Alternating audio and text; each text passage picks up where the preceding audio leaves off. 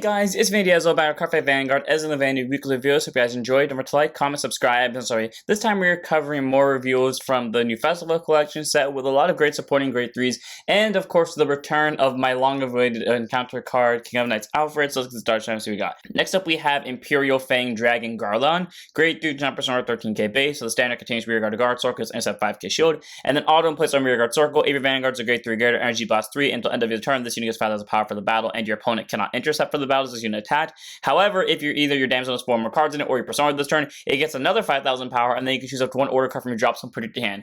Okay, all around pretty solid because being able to nullify the intercepts for his attacks during that turn alone is great. So if you found a way to restand him in Stoic KO, well, there you go. That's 2 attacks your opponent can't intercept with, and he has the ability to recycle your orders as well. All around, not a bad grade 3 at all. I do like his aggression that he brings to the deck. I like how he can shut down intercepts. Makes for a very solid grade 3, and if your deck can support him, I definitely recommend running a 2 of Tech Event just because I don't feel like you need the 3 of since there's a lot of like self-milling and Stoic KO that can tutor this up pretty easily. Next up we have our ace unit for Stoic KO, Mutual Thoughts Made in Pansy, grade 2 intercept 5k shield, 10k base, a unique skill, auto inputs on rearguard circle on the during battle phase, you get 5,000 power for the turn.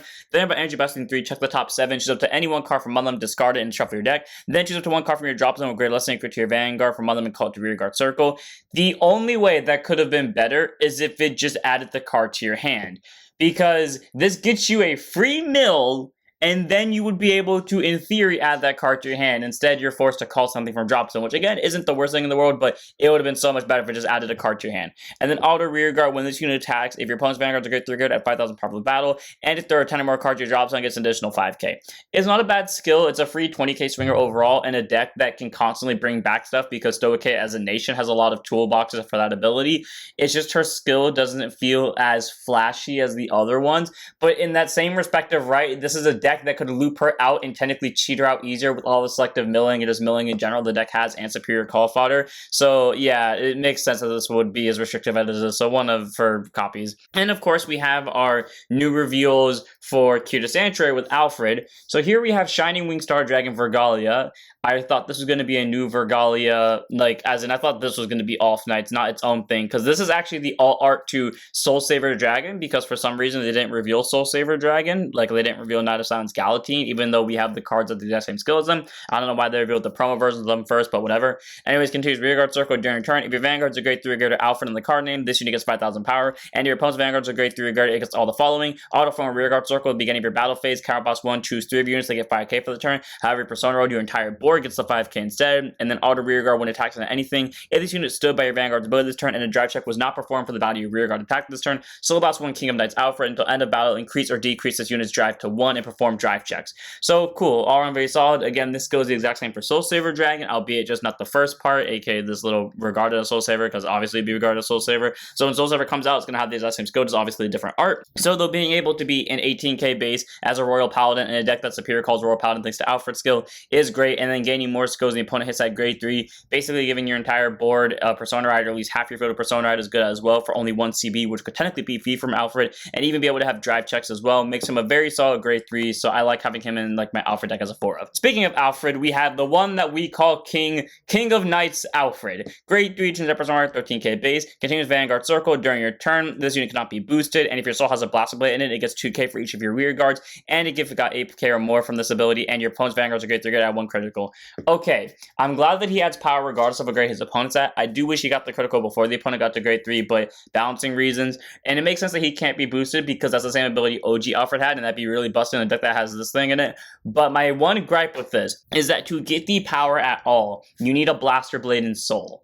And Royals and the clan right now, indeed, do not have a consistent way to soul charge. So, outside of like generic cards, which means Royals could, in theory, run into a soul problem and then not be able to use Blaster Blade. Because you automatically have to keep the Blaster Blade in soul for this, and then you have to keep an Alfred in soul for Vergalia specifically. So you only have like 2 free soul, which is the grade 0, who, I'm gonna be honest with you, I typically just superior call off of Marin anyways, which means it's just left with Marin.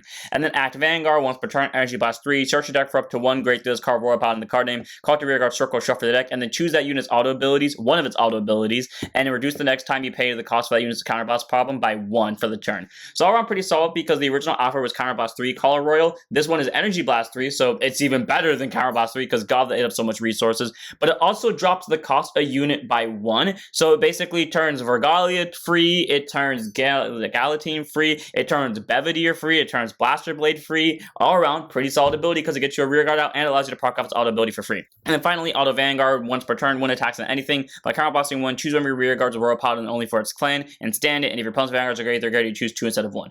Cool, so guaranteed if you go first, you at least get 4 attacks, but if you win second, you get a total of 5 attacks, which is great for all around numbers with this deck. I love this deck a lot. I think it's really fun to play, so I definitely recommend that if you do want to pick up an encounter card, definitely pick up Alfred. And on to our last reviews for the day. First up, we have Route Iron Knight Shawburn. Great units of 5k shield, 10k base, continuous. If you have a great 3 greater Vanguard, either Kota Blaze or Zedlands in the card name, it gains boost in the following abilities. First one being auto wins placed on rear guard circle. Choose a smithy card in your order zone, you may stand it. If you do not stand a card, check the top 5 and put up to 1 card from Element to your soul instead and shuffle the deck. And then auto rear guard once per turn. At the end of the battle, your Vanguard attacked. If your opponent's Vanguard is a grade 3 or greater, discard a card from your hand and perform either choose one of your Vanguards and increase or decrease its drive to 1 for the turn, or in all your former units get plus 5,000 power to end of turn, gives 5,000 power once, and it does it to the units currently in the front row. All around not a bad skill because it guarantees it gives itself a boost in 2 really good decks heavily focused on grade 2s and above. But the thing is, it feels like they randomly just tacked on the Kota Blaze skills. Like, obviously, standing the Smithy order is good, but I mean, this ability is just as good for the Sending the Soul part is just as good for Kota Blaze as it, or Zedlands as it is for Kota Blaze. And then being able to either increase or decrease your drive to 1 is still good, or at least give the front row 5k. Either way is really great in both restand decks. It's not a bad grade 2, don't get me wrong. I just feel like it does more for Zedlands than it does for Kota Blaze, and they kind of just said Kota Blaze because they wanted to support it with the same card. Though it's still a warranted 3 of it, it's the bare minimum in Kota Blaze, it's not a 4 of, and it's definitely a 4 of in Zedlands. And then we have Eternal and Immortal Gear Parrot, so from this point on, I feel like they put all their effort into Shawburn, and then they like kind of ditch the other 2, because the other 2 don't feel nearly as good. So Grid on boost for AK Shield, AK Base, continues if your Vanguard's a Gear Dragon, so basically Chrono Jet or Time Leaper, if this unit gets all the following. Auto, or not Time Leaper, Time Stamping Dragon, auto placed on rear guard circle, choose a norm unit for up to 1 norm unit with Sentinel, without Sentinel from either your drop zone or bind zone, and put it to bottom. If you chose, it gets 5,000 power for the turn, so cool, it can recycle cards, that way you can Time Leap them a little bit more easier, and it's a 13k base. And then auto when either put on bottom of deck from rear guard circle by your card's ability during your turn, or bound from rear guard circle by your card's ability during your turn. If your Vanguard's a grade 3 or greater, either counterblast 1 or energy blast 3 to draw a card and give one of your units 5,000 power for the turn. I feel like this supports Chrono Jet a lot more. The first ability, being able to give a 5k and recycle anything, works good for both decks. But the second ability feels like it's specifically for Chrono Jet because already, Time Stamping has that really good supporting grade 2 promo that also costs 3 energy, and while Time Stamping himself costs CB, and you don't really want to run into the CB. So as much as I think Gear Parrot is good, I feel like this is more of a Chrono Jet card with just Time Stamping affected on the Soul Virtues as a Gear Dragon, but it's still a solid like 2 over 3 of tech for it, but definitely like if you want to run in Chrono Jet, it's also 2 over 3 of.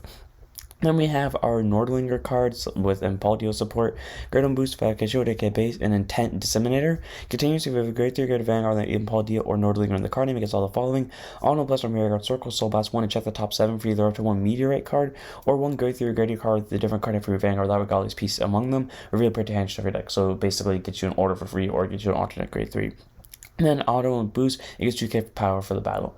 Not a bad card, and I was going to say this feels like it supports Nordling a little bit more, and it does, because again, Impaldio doesn't run orders outside of, well, you know, the really good order, and then maybe the Blitz order as well, but also specifically grade 3 or greater, so this thing can search for orders for Nordlinger, or it can search for the Mask, or it can search for Mask of Futuregum itself, while this card for Impaldio typically is only going to search out Vinchester, so it's not a bad grade 1, don't get me wrong, again, but I just feel like it supports one of the decks more than it supports the other one, but it's not a bad like 3 of.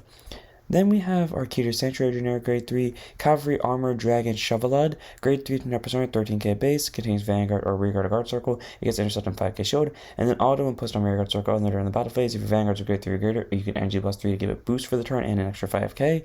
However, if your damage zone has 4 or more cards in it, or your Persona this turn, you also get to look at the top 3 cards, call up to 1 Grade 3 unit card from among them, and give it 5k as well, and then bot deck the rest. So basically, for 3 energy, if you Persona order, you're at 4 more damage, you can call 2 units down and both of them will get 5k. Aron, not a bad grade 3 at all. Get you board presence, get you numbers really easily, and against a 5k interceptor, so not a bad grade 3 at all, though I do wish it has the ability to intercept from backwards and it's giving itself a boost, but it is what it is. It's a 3 of tech depending on where you put it. And our last card for the day is the ace unit we've all been waiting for, Knight of Holy White Iskadit.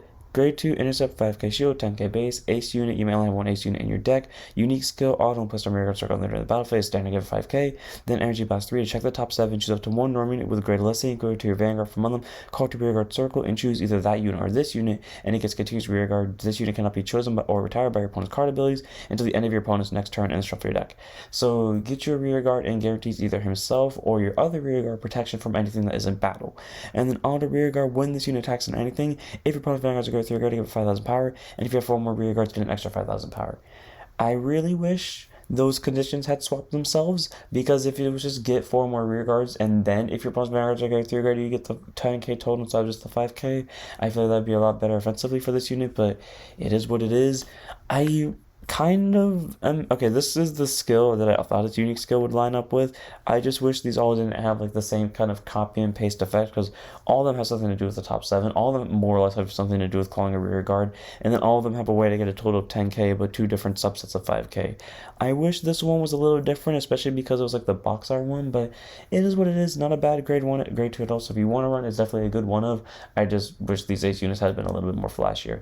Either way, that's it for this one. I hope all of you guys enjoyed, and don't forget to like, comment, subscribe, and join us for Twitch. I'll see you all next one. Send up your vanguards.